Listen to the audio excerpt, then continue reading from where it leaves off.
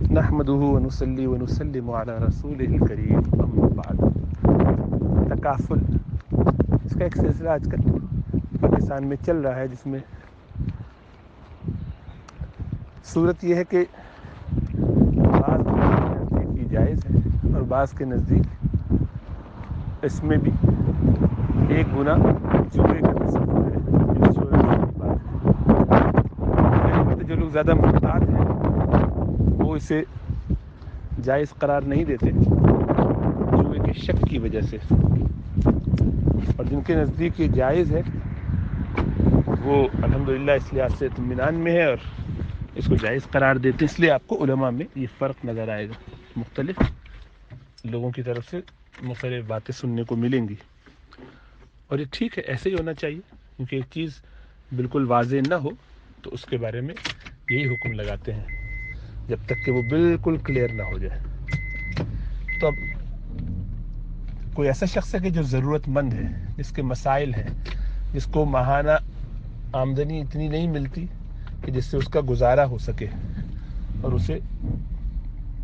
اخراجات پورا کرنے کے لیے کبھی کسی سے مانگنا پڑتا ہے، قرض لینا پڑتا ہے اور تنگی رہتی ہے،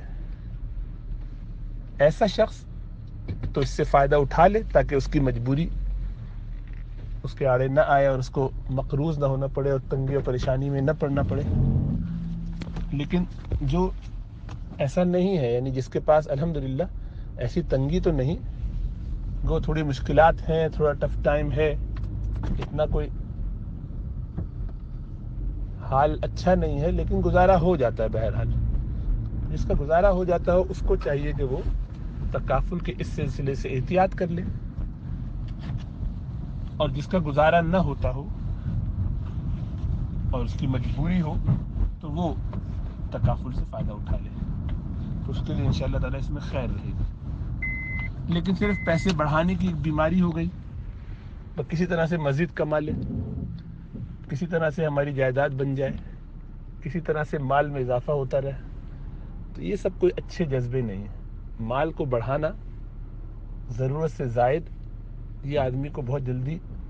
دنیا پرستی میں، مادہ پرستی میں ایسا مشغول اور مصروف کر دیتا ہے کہ پھر وہ چاہے بھی اس سے نکلنا تو نہیں نکل پاتا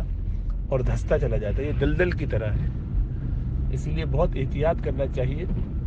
اپنے بہت زیادہ پاؤں ہاتھ نہیں مارنے چاہیے دنیا کی ترقی کے لیے۔ بس بقدر کفاف، بقدر گزارا کام چل جاتا ہو، تھوڑا اوپر پیسہ ہو جس سے کسی کی مجبوری ہو تو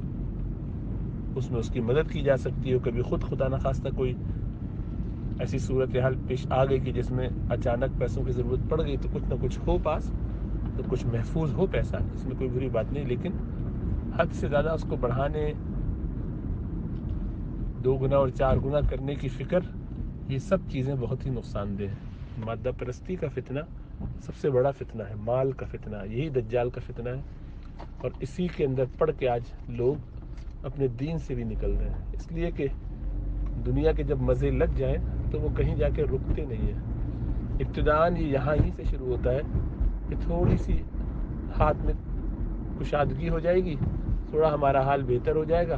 پہلے سے بہتر کچھ کر لیتے ہیں، کچھ بچوں کے لیے کر لیتے ہیں، مستقبل کے لیے کر لیتے ہیں، ایسے خوشنما نعرے،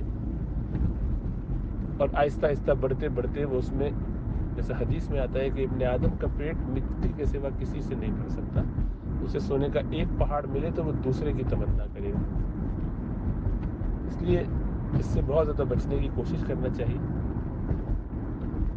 جس کی مشقت، پریشانی اور تکلیف ایسی ہے کہ ناقابل برداشت ہو رہی ہے، وہ اس سے فائدہ اٹھا لے، اور جس کو اللہ نے کرم فرما کے عافیت میں رکھا ہے اس کو چاہیے کہ احتیاط کرے اور تقوی سے رہے۔ اللہ اپنا فضل فرمائے۔